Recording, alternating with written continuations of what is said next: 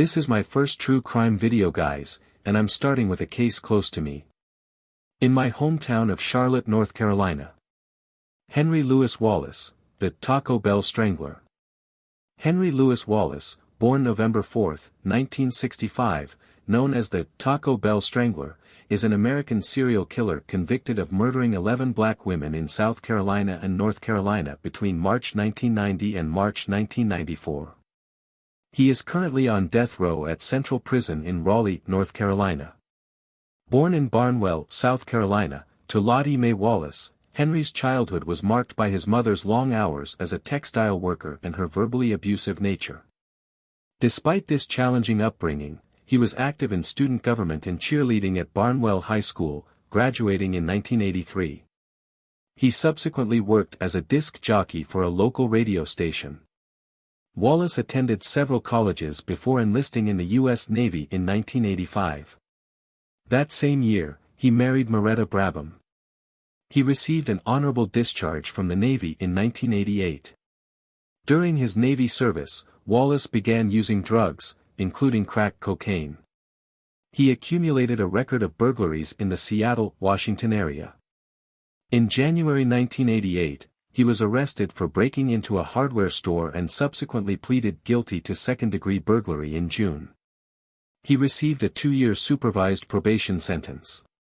His probation officer, Patrick Seberg, noted Wallace's consistent failure to attend mandatory meetings. Wallace's killing spree spanned several years and involved a pattern of sexual assault, robbery, and murder targeting black women. His victims in chronological order were Tashanda Bethia, 18, Barnwell, South Carolina, March 8, 1990. Sharon Nance, 33, Charlotte, North Carolina, May 1992. Caroline Love, 20, Charlotte, North Carolina, June 1992. Shauna Hawk, 20, Charlotte, North Carolina, February 19, 1993. Audrey Spain, 24, Charlotte, North Carolina, June 22, 1993. Valencia M. Jumper, 21, Charlotte, North Carolina, August 10, 1993. Michelle Stinson, 20, Charlotte, North Carolina, September 14, 1993. Vanessa Little Mac, 25, Charlotte, North Carolina, February 20, 1994. Betty Jean Baucom, 24, Charlotte, North Carolina, March 8, 1994. Brandy June Henderson, 18, Charlotte, North Carolina, March 8, 1994. Deborah Ann Slaughter, 35, Charlotte, North Carolina, March 12, 1994. Investigation and arrest. Despite the increasing number of victims, Charlotte-Mecklenburg Police Department faced criticism for their handling of the case, particularly from the black community who felt the victims' race contributed to a lack of urgency in the investigation. Some alleged that police dismissed the victims as fast girls. Police Chief Dennis Nowicki initially claimed ignorance of a serial killer until early March 1994.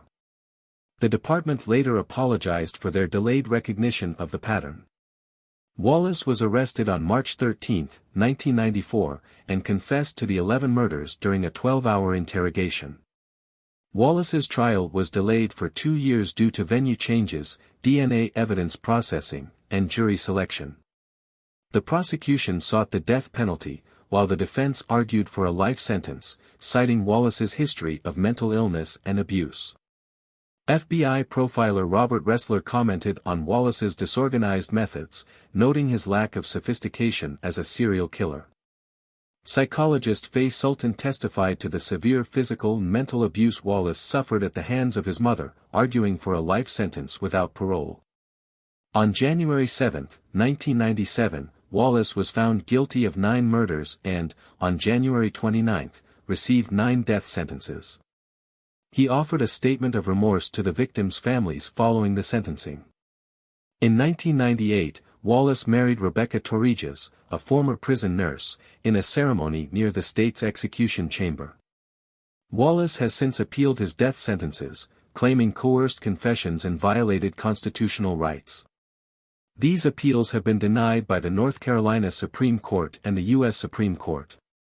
Subsequent appeals have also been unsuccessful. He remains on death row.